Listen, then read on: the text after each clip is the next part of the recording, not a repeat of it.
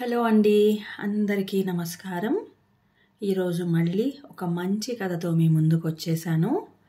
కథ పేరు అందమైన జీవితం. ఈ కథను రచించిన వారు సిఎన్ చంద్రశేఖర్ గారు. ఇంకా కథ మొదలు పెట్టేస్తున్నానండి. నందు, మానస తిరుపతి వచ్చిందిరా. నిన్న అన్నయ్య ఇంటికి వెళ్ళినప్పుడు చూశా. వచ్చి వారం రోజులైందంట అంది రోహిణి కొడుకుతో. అలాగా, ఎలా ఉంది మను? నందు అడిగాడు. ఎప్పటిలా లేదు, ఎందుకో కాస్త డల్గా కనిపించింది. మనిషి కూడా తగ్గింది. అయ్యో, నేను వెళ్ళి ఒకసారి మాట్లాడి విషయం కనుక్కుంటాను. అంత అవసరం లేదులే. తను నిన్ను కాదన్న విషయం మర్చిపోయావా? అమ్మా, తను నా భార్య కాకున్నా మామ కూతురేగా, మన కుటుంబంలోని ఆడబిడ్డేగా. అమ్మా, నువ్వు అన్ని విషయాల్లో పాజిటివ్గా ఉంటావు. మను విషయంలో మాత్రం వేరేగా ఉంటావేంటి? చిన్నప్పటి నుంచి నాతో కలిసి తిరగడం వల్ల భర్త అనే భావన కలగలేదని చెప్పింది. ఆ కారణం సబబుగానే ఉంది కదా. ఉంది కానీ దాన్ని నా కోడలిగా చేసుకోవాలని ఎంతో ఆశపడ్డాన్రా. అవన్నీ ఇప్పుడు ఎందుకమ్మా? తనకు పెళ్ళయింది, నాకు పెళ్ళయింది. అందరం హాయిగా ఉన్నాం, బంధాలు నిలుపుకున్నాం. అవసరమైతే ఒకరికొకరు సహాయపడదాం. శ్యామల కొడుకు వైపు అభినందనపూర్వకంగా చూస్తూ, నీకు ఇంత మంచితనం ఎక్కడ నుంచి వచ్చిందిరా అంది. మీ నుంచే అమ్మా. నన్ను బాధ పెట్టిన వారి పట్ల నువ్వు కాస్త కోపంగా ఉంటావు కానీ నిజానికి నీ మనసు వెన్న. ఇక నాన్నంటావా? నీకంటే మంచివారు. ఎవరి జోలికి పోరు. తన దగ్గరకు వచ్చిన వారిని ఎంతో గౌరవిస్తారు. నువ్వు చదివిన పుస్తకాలు కూడా ఓ కారణమే. మనుషులు నేర్పని సంస్కారం పుస్తకాలు నేర్పుతాయి. మంచి పుస్తకాలకున్న గొప్ప గుణం అది. పుస్తకాలు చదివే అలవాటు నాకు నాన్న నుంచి వచ్చింది అన్నాడు నవ్వుతూ. రేయ్, నేను పుస్తకాలు చదువుతాను, చిరుకోపంతో అంది రోహిణి. నాన్నంత కాదులే అంటూ నవ్వి, నేను వెళ్ళి మనుతో మాట్లాడి వస్తానమ్మా అంటూ బయలుదేరాడు ఆనంద్. ఆనంద్ వెళ్ళేసరికి మంచంపై పడుకుని ఉంది మానస. ఆనంద్ని చూడగానే లేచి నిలబడి, హాయ్ నందు, రా కూర్చో అంది అక్కడున్న కుర్చీ లాగుతూ. ఆనంద్ కూర్చున్నాక, అదేమిటి మను అలా అయిపోయావు, ఆరోగ్యం బాగోలేదా అని అడిగాడు ఆదుర్తగా చూస్తూ. నీకు అలాగే కనబడుతున్నానా అంది నవ్వుతూ. ఏం జరిగింది మను? నువ్వు మేడ మీదకెళ్ళి కూర్చో, నేను కాఫీ తీసుకొస్తాను. మానసకు తన తల్లి ముందు మాట్లాడడం ఇష్టం లేక తనని మేడపైకి వెళ్ళమని చెబుతోందని అతనికి అర్థమైంది. ఆ ఇంటి మేడపైన బాల్కనీ అతనికి చిన్నప్పటి నుంచి ఇష్టం. అక్కడ నిలబడి చూస్తే రాములవారి ఆలయ గోపురం, తిరుమల కొండ మీది మెట్ల మార్గం కనిపిస్తాయి. ఆ దృశ్యాలు మనసుకు ఎంతో ఆహ్లాదాన్నిస్తాయి అతనికి. అయితే ఇప్పుడు మాత్రం అతని మనసంతా మానస చెప్పబోయే విషయం మీదే ఉంది. నందు, కాఫీ అన్న మానస పిలుపు విని తల తిప్పి చూశాడు. మానస అతనికి దగ్గరగా నిలబడింది. థ్యాంక్ యూ అన్నాడు కప్పు అందుకుంటూ. తర్వాత రా అలా కూర్చుని మాట్లాడుకుందాం అంటూ అక్కడ ఉన్న సిమెంట్ బల్ల మీద కూర్చున్నాడు. మానస అతని ఎదురుగా ఉన్న బల్లపైన కూర్చుంది. చెప్పు మను, ఏమైంది? రాజుకు నాకు అభిరుచుల్లో చాలా తేడా ఉంది నందు. అతనితో ఇంకా ఉండలేను. డైవోర్స్కి అప్లై చేయాలనుకుంటున్నాను. నువ్వు ఉండగా వేరే లాయర్ ఎందుకని నీతో మాట్లాడాలనుకున్నాను. ఇంతలో నువ్వే వచ్చావు. అంత తొందర ఎందుకు మను? తొందర? మా పెళ్ళై సంవత్సరం దాటింది తెలుసా. అతనిలో నీకేం నచ్చలేదో చెప్పు. చాలా ఉన్నాయి.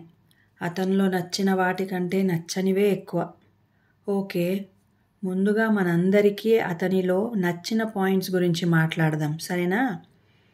అలాగే నన్నట్లు తలూపింది మానస. అతను అందగాడు, అవునా? మళ్ళీ తలూపింది మనస. చదువుకున్నవాడు, మంచి ఉద్యోగం, మంచి జీతం ఉన్నవాడు, మంచి కుటుంబం నుంచి వచ్చాడు. అవును అని అతనిలోని పాజిటివ్ అంశాలు. ఇవి చూసే మీ అమ్మా నాన్నలు అతన్ని నీకిచ్చి పెళ్లి చేయాలనుకుని ఉంటారు. ఏ తల్లిదండ్రులైనా తమ కాబోయే అల్లుళ్ళలో ఈ లక్షణాలే చూస్తారు కదా. అంతేగా, ఇవి చూసే నేను ఒప్పుకున్నాను. అయితే సంవత్సర కాపురం చేశాక తెలిసింది అతను నాకు సరిజోడు కాదని. సరే, ఇప్పుడు అతని నెగటివ్ క్వాలిటీస్ గురించి చెప్పుకుందాం. నన్ను బయటికి తీసుకెళ్ళడు, నా వంటని మెచ్చుకోడు, ఎంతసేపు పని పని అంటాడు. నేను మంచి డ్రెస్సు వేసుకుంటే బాగుందని చెప్పడు. ఆఫీస్లో నాకు మంచి పేరు వచ్చినా, మెచ్చుకోలు వచ్చినా ఆ విషయం అతనితో పంచుకుంటే కనీసం సంతోషం అని కూడా అనడు. అంతేనా? ఆమె ఆగడం చూసి అడిగాడు ఆనంద్. ఇంకా ఉన్నాయి, గుర్తు రావడం లేదు. సరే, నేను కొన్ని ప్రశ్నలు అడుగుతాను, జవాబివ్వు. అడగమన్నట్లు చూసింది మానస. అతనికి సిగరెట్టు, మందు తాగడం అలవాటు ఉందా? అస్సలు లేదు. అమ్మాయిల పిచ్చి? లేదే లేదు. ఇంటి పనుల్లో నీకు సహాయం చేస్తాడా? వంట పనిలో చేయడు. అయితే మిగిలిన పనంతా అతనే చేస్తాడు. ఆ విషయంలో నాకు కంప్లైంట్స్ లేవు. అతనిలో ఇన్ని మంచి క్వాలిటీస్ ఉంటే కొన్నే ఉన్నాయన్నావేంటి? నువ్వెంత అదృష్టవంతురాలివో నీకు అర్థమవుతుందా మను? ఆశ్చర్యంగా చూస్తూ అన్నాడు ఆనంద్. నువ్వు మగవాడివి నందు. ఆడదానివై ఉంటే నీకు నా బాధ అర్థమయ్యేది. నిన్ను నేను అర్థం చేసుకున్నాను మను. నువ్వే జీవితాన్ని అర్థం చేసుకోలేదు. మనం కోరినవన్నీ మనకు దొరకవు. దొరికిన దాంతో రాజీ పడాలి. ముఖ్యంగా ఓపికతో ఉండాలి. కొంతకాలానికి అతనిలో మార్పు రావచ్చు. లేదా నీకే ఇవన్నీ చిన్న చిన్న విషయాలుగా తోచవచ్చు. భవిష్యత్తులో ఈ మాత్రం దానికే విడాకులు తీసుకుందామనుకున్నానే అని నువ్వు నవ్వుకోవచ్చు. నాకెంత ఓపిక లేదు. మా కొలీగ్స్ భర్తల్ని చూస్తుంటే నాకెంత బాధగా ఉంటుందో తెలుసా? వాళ్ళు భార్యని షాపింగ్కి తీసుకెళ్ళి కోరినవి కొనివ్వడం, ఊళ్ళు తిప్పడం, 10 మంది ముందు భార్యని పొగట్టం చూస్తుంటాను. నేను అలాంటి అదృష్టానికి నోచుకోలేదు, కళ్ళనీళ్లతో అంది మానస. పక్క వాళ్లతో పోల్చుకోవడం వల్లే చాలా సంసారాలు పాడవుతున్నాయి మను. పైకి అలా కనిపిస్తుంటారు కానీ వాళ్ళ మధ్య ఎన్ని సమస్యలున్నాయో మనకు తెలియవు కదా. పోనీ విడాకులు తీసుకుంటావనే అనుకుందాం. తర్వాత ఏం చేస్తావు? ఇంకొకరిని చేసుకుంటావు. అతనిలో కూడా నీకు నచ్చని కొన్ని విషయాలు ఉంటాయి కదా. అప్పుడేం చేస్తావు? పెళ్లి చేసుకోకుండా ఉండిపోతానంటావేమో. అంతకంటే ఇప్పుడున్న పరిస్థితి మేలు కదా. మానస ఆలోచిస్తూ ఉండిపోయింది. అతను తాగుబోతయి ఉండి నిన్ను ఇబ్బంది పెట్టినా, పరాయి స్త్రీలతో తిరుగుతున్నా నేనే నీకు విడాకులు ఇప్పించేవాణ్ణి. నువ్వు చెప్పిన కారణాలు విడాకులు తీసుకునేంత పెద్దవి కావు. అతను తాగుబోతు కాకపోవచ్చు, తిరుగుబోతు కాకపోవచ్చు, కానీ మనసుకు తగ్గవాడు కాదు నందు. నేను చదువుకున్నాను, ఉద్యోగం చేస్తున్నాను. పాతకాలం స్త్రీలాగా ఎవడో ఒకడు భర్తగా ఉన్నాడు, అతను పాదసేవ చేసుకుంటూ బతికేస్తాను అనుకునే తరం కాదు మాది. మా అభిరుచులకు తగిన వాడిని, మా మనసును అర్థం చేసుకుని ప్రవర్తించే వ్యక్తినే భర్తగా గౌరవిస్తాం. పెళ్లికి ముందు నువ్వు ఇవన్నీ అతనితో చర్చించి ఓ నిర్ణయం తీసుకోవాల్సింది మరి. పెళ్ళయ్యాక నేను చెప్పిన కారణాల వంటివి ఉంటే తప్ప విడాకులు తీసుకోవడం అంత సులభం కాదు. ఈ సంవత్సరానికే అతనితో నీకు అంతో ఎంతో అనుబంధం ఏర్పడుంటుంది. నీలోని అసంతృప్తి నీ చేత ఇలా అనిపిస్తోంది కానీ విడాకుల వరకు వస్తే నువ్వే బాధపడతావు. అయితే ఇప్పుడు నన్నేం చేయమంటావు అని అడిగింది. నువ్వు అతనిలోని లోపాల గురించి ఆలోచిస్తున్నావు. నీలోని లోపాల గురించి నువ్వెప్పుడైనా ఆలోచించావా? నువ్వు అతనికి సరైన జోడీనా కాదా అని ప్రశ్నించుకున్నావా? లేదన్నట్టు తల అడ్డంగా ఊపింది మానస. అయితే ఆలోచించు. వీలైతే అతన్నే ఆ ప్రశ్న అడుగు. నేనోసారి హైదరాబాద్ వస్తాను. అప్పుడు మనం ఓ నిర్ణయం తీసుకుందాం. అంతవరకు అతనిలోని పాజిటివ్ విషయాల గురించి ఆలోచించు. అతన్ని బాగా గమనించు. ఇక్కడ మాత్రం ఏమీ ఆలోచించొద్దు. రాక రాక పుట్టింటికి వచ్చావు, హాయిగా ఎంజాయ్ చెయ్యి అంటూ లేచాడు ఆనంద్. ఆనంద్ వెళ్ళిపోయాక అతను చెప్పిన విషయాల గురించే ఆలోచించసాగింది మానస. రాజేష్ గురించి తన తల్లిదండ్రులకు చెబితే వాళ్ళు రాజేష్పై కోపగించుకున్నారు. విడాకులు తీసుకుంటానంటే ఆలోచిద్దామన్నారు. బహుశా తనపై ఉన్న ప్రేమ వల్లే వాళ్ళు తనని సమర్థించి ఉండవచ్చు. కానీ నందు ఎంత బాగా సమస్యని విశ్లేషించాడు. అతను చెప్పినట్లు తను కొద్ది రోజులు ఆగడం మంచిది అని అనుకుంది. నందు తనని పెళ్లి చేసుకోవడానికి ఆసక్తి చూపుతున్నాడని అమ్మ ఓసారి చెప్పింది. అయితే చిన్నప్పటి నుంచి కలిసి ఆడుకోవడం వల్ల తనకు అలాంటి భావనే లేదని తాను చెప్పింది. నందు తప్పక బాధపడి ఉంటాడు. కానీ ఇప్పుడు తను బాధలో ఉంటే తనను కాదన్నందుకు అనుభవించని అని ఊరుకోలేదతను. రాజేష్పై మరింత నూరిపోసి తమను విడగొట్టే ప్రయత్నం కూడా చేసి ఉండవచ్చు. పైగా లాయర్గా అతనికి ఓ కేసు కూడా దొరికేది. కానీ తామిద్దరూ కలిసి ఉండేందుకే అతను ప్రయత్నించాడు. రాజేష్లో తనకు కనిపించని కొత్త కోణాల్ని తన దృష్టికి తెచ్చి ఆలోచించుకునే అవకాశం ఇచ్చాడు. నందు, నీ మంచితనానికి, మనిషితనానికి హ్యాట్స్ ఆఫ్ అనుకుంది మానస. తను ప్రయాణిస్తున్న ట్రైన్ హైదరాబాద్కు దగ్గరవుతుంటే స్టేషన్కి వచ్చి రిసీవ్ చేసుకుంటాడేమో అని ఆశపడింది మానస. అయితే అతను రాలేరు. నిరుత్సాహంగా క్యాబ్ బుక్ చేసుకుని ఇల్లు చేరింది. తలుపు తీసిన రాజేష్ కళ్ళల్లో వెలుగు కనిపించింది ఆమెకి. త్వరగా ఫ్రెష్ అప్ అయ్యి ల్యాప్టాప్ ముందు కూర్చుంది. అతను కాఫీ తయారు చేసి ఆమె చేతికిచ్చాడు. థ్యాంక్ యూ అంటూ ఆనందంగా అందుకుంది.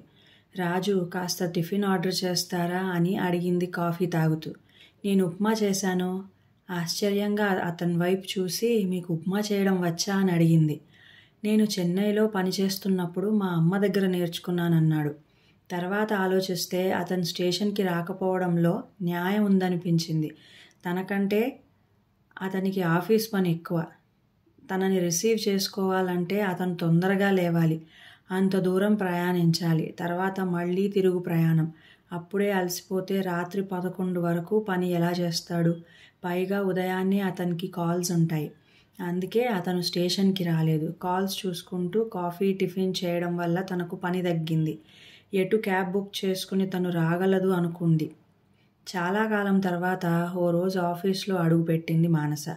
కోవిడ్ నేపథ్యంలో ఇంటి నుంచే ఆఫీస్ పని చేసింది ఇన్నాళ్ళు. ఆ రోజంతా తన కొలీగ్స్తో మాట్లాడుకుంటూ, పని చేసుకుంటూ ఆహ్లాదంగా గడిపింది. కోవిడ్ సమయంలో మమ్మల్ని పిలవకుండా పెళ్లి చేసుకున్నావు కాబట్టి మాకు పార్టీ ఇవ్వాలి అంది కొలీగ్ మమత. ఇంకా కోవిడ్ పూర్తిగా పోలేదుగా, నెమ్మదిగా ఇస్తాలే అంటూ అప్పటికి ఆ విషయం దాటివేసింది. లంచ్ సమయంలో కొలీగ్స్ మాటల వల్ల వాళ్లల్లో చాలామంది తమ వైవాహిక జీవితం అంత సంతోషంగా లేరని కొద్ది రోజుల్లోనే అర్థమైంది ఆమెకి. సరయు భర్త తాగుబోతు, సంపాదించిన డబ్బంతా తాగుడికే ఖర్చు పెట్టేస్తాడు. మాధవి తన భర్త కేబరే డాన్స్లు చూడ్డానికి వెళ్తుంటాడని వాపోయింది. ప్రేమించి పెళ్లి చేసుకున్న లత అత్తమామల ఆరళ్లకు గురవుతోంది. ఆమె భర్త కూడా తన తల్లిదండ్రులకే సపోర్ట్ చేస్తుంటాడు. చాలామంది మగ కొలీగ్స్ భేషజాలకు పోయి తమ ఆదాయం కంటే ఖర్చులు ఎక్కువ చేసి మానసను అప్పు అడగడం, ఆమె లేదని చెప్పడం జరుగుతోంది. అలాంటి సందర్భాల్లో ఆమెకి రాజేష్ గుర్తొస్తున్నాడు. రాజు డబ్బు విషయంలో జాగ్రత్తగా ఉంటాడు. దుబారా ఖర్చులు చెయ్యడు. దురలవాట్లు అస్సలు లేవు. భవిష్యత్తు అవసరాల కోసం చక్కటి ప్లానింగ్ చేస్తాడు అనుకుంది. ఓ రోజు మానస గర్భవతిని తెలిసింది. ఈ వార్త తెలియగానే మానస కంటే ఎక్కువగా రాజేషే ఆనందపడ్డాడు. విషయం తెలిసిన తల్లిదండ్రులు ఆమెని చూడ్డానికి వచ్చారు. అమ్మని ఇక్కడే ఉంచుకుంటాను, ఇంటి పని, ఆఫీస్ పని ఈ పరిస్థితుల్లో చేసుకోలేను అంది రాజేష్తో మానస. మీ నాన్నగారు ఇంకా ఉద్యోగంలో ఉన్నారు. ఆయన ఇక్కడ ఎక్కువ రోజులు ఉండలేరు. ఈ వయసులో ఆయన అక్కడ ఒంటరిగా ఎలా ఉంటారు? హోటల్లో తింటే ఆయన ఆరోగ్యం పాడవదా? మీ అమ్మగారికి ఇక్కడ శ్రమ ఎక్కువవుతుంది. డెలివరీకి 3 నెలలు ముందు రమ్మని చెబుదాం. అంతవరకు నీకేం సహాయం కావాలన్నా నన్ను అడుగు అన్నాడు రాజేష్. తన తల్లిదండ్రుల పట్ల అతని కన్సర్న్ చూసి ఆశ్చర్యపోయింది మానస. అన్నట్టే మానసను చాలా బాగా చూసుకున్నాడు రాజేష్. డాక్టర్ దగ్గరికి చెకప్కు తీసుకెళ్లడం, మందులు, పండ్లు తెచ్చివ్వడం చేసేవాడు. పండ్లు కోసి ముక్కలు చేసి ఇవ్వడం, జ్యూస్ చేసి ఇవ్వడం వంటివి తనే చేసేవాడు. అతను మాటలతో ఎప్పుడు చెప్పలేదు, కానీ తనంటే అతనికి చాలా ఇష్టమని అతని చేష్టల ద్వారా ఈ కొద్ది రోజుల్లో అర్థమైంది ఆమెకి. ఆ విషయం తల్లికి ఫోన్ చేసి చెప్పి ఆమెతో తన ఆనందం పంచుకుంది. కొంతమంది మగవాళ్ళు తరచూ భార్యతో తమ ప్రేమని వ్యక్తం చేస్తుంటారు. కొంతమంది సందర్భం వచ్చినప్పుడు తమ ప్రేమను వ్యక్తీకరిస్తారు. మరికొంతమంది తమ చర్యల ద్వారానే తమ ప్రేమ తెలుపుతారు. అది గుర్తించే మనసు భార్యకుండాలి అంది ఆమె తల్లి సుమతి. ఓ రోజు బయటికి వెళ్దామని రాజేష్ అంటే మానస ఉత్సాహంగా బయలుదేరింది. ఓ పేరున్న కంపెనీ కడుతున్న అపార్ట్మెంట్ దగ్గరికి తీసుకెళ్లి మోడల్ హౌస్ చూపించి ఆమెకి నచ్చితే కొందామని చెప్పాడు. కొద్ది రోజులు ఆలోచించి కొందామని ఇద్దరూ నిర్ణయించుకుని వెళ్ళి అడ్వాన్స్ కట్టారు. ఆ ఇంటిని తన పేరు మీదే కొంటున్నాడని తెలిసి వారించబోతే రాజేష్ వినలేదు. మరుసటి రోజు మిమ్మల్ని ఓ మాట అడుగుతాను, నిజాయితీగా జవాబు చెప్పాలి అంది మానస రాజేష్తో. అడుగు ఆశ్చర్యంగా ఆమె వైపు చూస్తూ అన్నాడు. నేను మీకు భార్యగా తగినదానినని మీరు భావిస్తున్నారా అని అడిగింది. నాకింతవరకు అటువంటి ఆలోచనే రాలేదు. నాకు వివాహ వ్యవస్థ మీద గౌరవం ఉంది. ఒకసారి పెళ్ళి అంటూ జరిగాక ఎదుటి మనిషిలో లోపాల్ని వెతకూడదు. రోజు రోజుకు ప్రేమను పెంచుకుంటూ పోవాలి. లోపాల్ని వెతుక్కుంటూ పోతే ఇప్పుడు నువ్వు అడిగిన ప్రశ్న రోజూ మనసులో మెదులుతూనే ఉంటుంది. మెల్లగా అసంతృప్తికి బీజం పడుతుంది. అప్పుడు ఎదుటి వాళ్లల్లో అన్ని లోపాలే కనిపిస్తాయి. చెంపపై చెల్లున కొట్టినట్టు ఫీల్ అయింది మానస. ఆమె మనస్సు పశ్చాత్తాపంతో నిండిపోయింది. అప్పట్నుంచి ఆమె రాజేష్లో లోపాల్ని వెతకటం మానేసింది. కొన్నాళ్లకు మానసకు బాబు పుట్టాడు. మానస బాబు ఆలనా పాలనలో పడిపోయింది. మెటర్నిటీ లీవ్ అయ్యాక కూడా ఇంట్లో నుంచి పని చేయడానికి కంపెనీ అనుమతించడంతో బాబును చూసుకోవడం సులువయ్యింది. ఓ ఆదివారం మానస స్నేహితురాలు సౌజన్య మానస ఇంటికి వచ్చింది. మాటల్లో విశాల్ ఈ మధ్య బాగా మారిపోయాడు మను. ఇంట్లో ఒక్క పని పట్టించుకోవడం లేదు. ఇంట్లో ఉన్నంతసేపు టీవీ చూడ్డం లేదా సెల్ ఫోన్ చూడ్డం. బిడ్డ ఏడుస్తున్నా కింద పడిపోతున్నా పట్టించుకోడు. ఉద్యోగం చేస్తూ ఇంట్లో అన్ని పనులు చేసుకోవడం నా వల్ల కావడం లేదు. ఉద్యోగం వదిలేయడం అంత సులువు కాదు. అంత జీతం ఎలా వదులుకోను? వదిలేస్తే మళ్ళీ ప్రతి అవసరానికి అతన్ని అడుక్కుంటూ ఉండాలి అంటూ భర్త గురించి చెప్పి కళ్ళనీళ్లు పెట్టుకుంది సౌజన్య. స్నేహితురాలి పరిస్థితి చూసి జాలిపడింది మానస. ఆ పరిస్థితి తనకు లేనందుకు సంతోషించింది. సౌజన్యకు ధైర్యం చెప్పి ఓదార్చింది. ఆ రోజు రాత్రి భోజనాలయ్యాక సౌజన్య తన ఇంటికి బయలుదేరుతూ, మను నువ్వు చాలా అదృష్టవంతురాలివి. రాజేష్ నిన్ను ఎంత బాగా చూసుకుంటున్నాడో ఈ ఒక్క రోజులోనే నాకు అర్థమైంది. ఎన్ని పనులు చేస్తున్నాడో. ముఖ్యంగా చిన్నపిల్లల పనులంటే కొంతమంది మగవాళ్లకు విసుగు. రాజేష్ ఓపికగా బాబు పనులన్నీ కూడా చేస్తున్నాడు. నాకు చాలా సంతోషంగా ఉంది అని అంది. అవునన్నట్లు తలూపింది మానస. బాబుకు 2 ఏళ్లు దాటాయి. వాణ్ణి ఎంతసేపు ఇంట్లోనే ఉంచుకుంటే వాడికి బయట ప్రపంచం ఎలా తెలుస్తుంది? మనం ఎక్కడికైనా వెళ్ళొద్దాం అంది మానస రాజేష్తో ఓ రోజు. రాజేష్ వెంటనే ఒప్పుకున్నాడు. అప్పట్నుంచి 6 నెలలకోసారి టూర్లకు వెళ్ళసాగారు.